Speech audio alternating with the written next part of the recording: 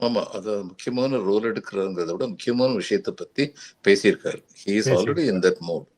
புதுசா ஒரு ரோல் எடுக்கல அவரு. ம். ஏற்கனவே ஒரு மனசுல உள்ளது சரியான நேரத்துல இத வந்து சொல்லியிருக்காருன்னு சொல்லி நினைக்கிறேன். ஆங்கிலத்துல சொல்லுவாங்க, war never produces heroes. It only produces victims. அதுதான் விக்டிம்ஸ். உண்மை.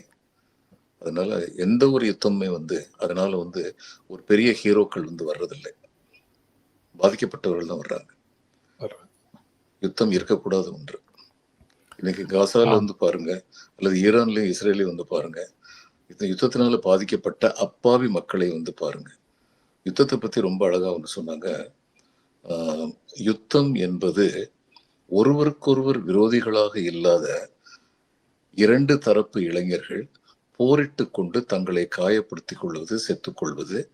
இவர்கள் ஆஹ், ஒருவருக்கொருவர் விரோதமாக இருக்கின்ற, எங்கேயோ அமர்ந்து கொண்டிருக்கிற, ஆனால் இந்த யுத்தத்தினால் எந்த அளவும் பாதிக்கப்படாத சிலருக்காக இந்த யுத்தத்தை நடத்தி கொண்டிருக்கிறார்கள் அப்படின்னு சொல்லி சொன்னாங்க. ஆங்கிலத்துல வந்து ரொம்ப அழகா சொல்லியிருந்தாங்க.